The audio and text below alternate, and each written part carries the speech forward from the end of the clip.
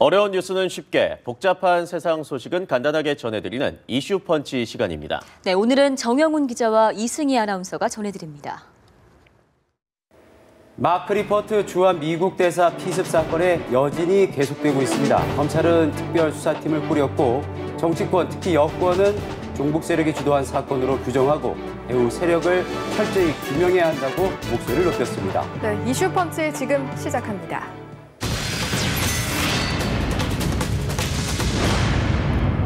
새 진용을 꾸린 여권 수뇌부가 총리 공관에서 첫 회의를 열었는데 핵심 의제는 단연 리퍼트 대사 피습 사건이었습니다. 여권은 종북 세력이 주도한 것으로 규정하고 헌법 가치를 부정하는 세력에 대한 단호한 대응 의지를 밝혔습니다.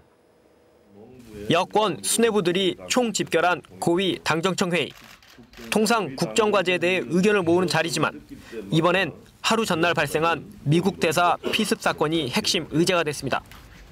2시간여 동안 열린 회의에서 당정청은 한미동맹의 중요성을 재확인하고 이번 사건이 종북 사건이라는 데 의견을 모았습니다.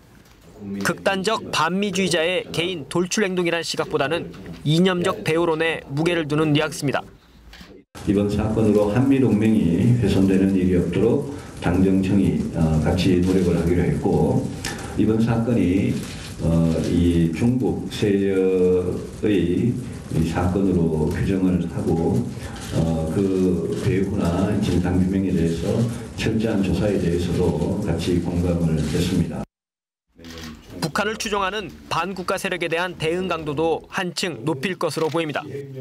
우리 사회의 헌법적 가치를 부정하는 세력에 대해서 이와 같은 행위를 방지하기 위해서 근본적인 대책을 마련해 나가기로 했음을 아울러 말씀을 드립니다. 한미동맹엔 별다른 변함이 없을 것이라는 게 여권의 대체적인 시각입니다. 저는 비온 뒤에 땅이 굳는다고 오히려 이 사건으로 인해서는 더 굳건해지지 않을까요? 충격적인 미 대사 피습 사건을 계기로 한미동맹이라는 기본 기조뿐만 아니라 보수 여권의 이념적 결집도 한층 강화할 것으로 보입니다.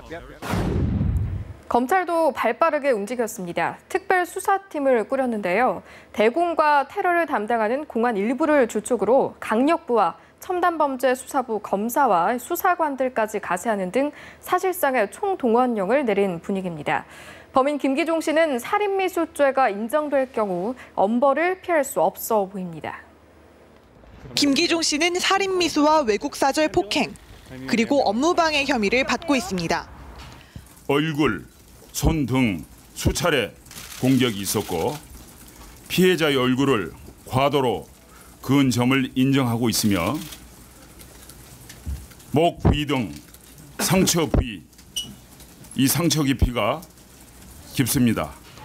법원에서 살인미수죄가 인정되면 중형을 피하기는 어려울 전망입니다. 형법상 살인미수죄는 법정 형량이 정해져 있지 않아 재량의 폭이 넓지만 최대 무기징역에서 사형까지도 선고받을 수 있습니다.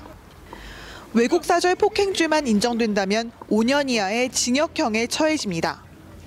미수범은 형을 감경할 수 있지만 김 씨는 5년 전 일본 대사를 향해 시멘트 덩어리를 던져 징역 2년에 집행유예 3년을 선고받은 전과가 있어 선처를 호소하기도 어렵습니다. 관건은 살해의 고의성이 있었느냐입니다. 김 씨는 죽일 생각은 없었다고 하지만 흉기를 미리 준비한 점, 공격 부위가 얼굴과 목 등 생명에 지장을 줄 수 있는 부위인 점, 또 저항하는 피해자의 팔에 관통상을 입혔다는 점에서 고의성이 없었다고 주장하기 어려운 상황입니다. 9년 전 박근혜 대통령을 습격한 지충호 씨와도 처지가 다릅니다. 지 씨는 살인미수 혐의로 기소됐다가 법원에서 죄명이 상해죄로 바뀌었는데 목을 겨냥하지 않은 점, 문구용 커터칼이 살인 도구로는 미흡한 점, 또 상처가 생명을 위협할 정도는 아니었던 점이 살인미수 혐의를 벗는데 결정적 근거가 됐습니다. 여기에 수사당국이 김 씨에게 국가보안법 위반 혐의 적용까지 저울질하고 있어 중형을 피하기는 어려울 것으로 보입니다.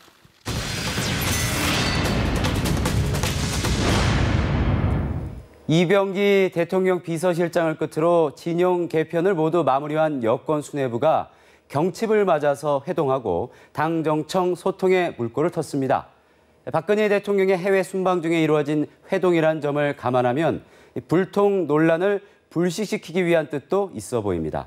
분위기는 대체로 화기애애했는데 협의 내용은 가볍지 않은 주제들로 채워졌습니다.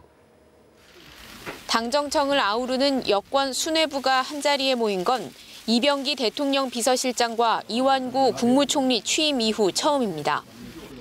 자연스레 초점은 국정 현안으로 쏠렸습니다. 공무원 연금 개혁, 노사정 대타협의 진전, 그리고 이번에 통과시키지 못한 민생경제 법안의 4월 임시국회 통과 등이 매우 중요한 당면 과제라고 생각을 합니다. 당정청은 무엇보다 공무원 연금 개혁안 처리가 시급하다고 보고 늦어도 5월 초까지는 입법을 마무리 짓기로 했습니다.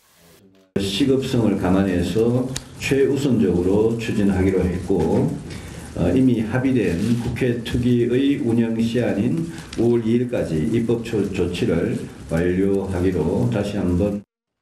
관광진흥법 등 각종 경제법안, 지난 3일 부결돼 여론의 문매를 맞은 어린이집 CCTV 의무화 법안도 4월 국회에서 처리하기로 했습니다.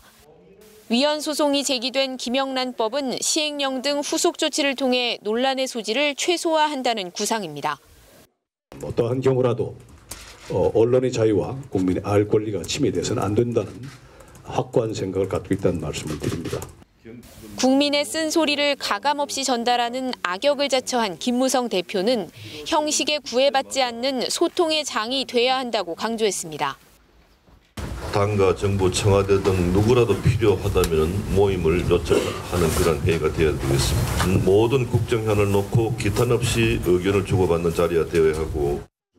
화기애애한 상견례를 마친 당정청 지도부는 다음 날짜를 못 박진 않았지만 언제든 수시로 만나기로 했습니다.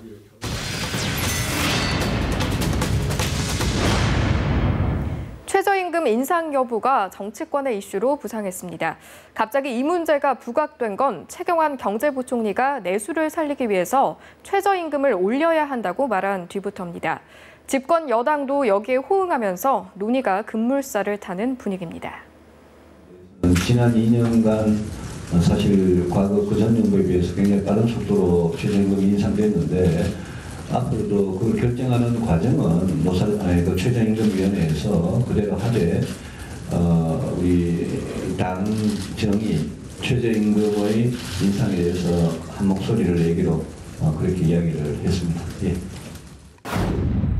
최저임금 인상에 불씨를 당긴 여권, 오는 6월 결정되는 내년 최저임금은 역대 최대 인상률을 기록할 것이란 전망마저 나옵니다.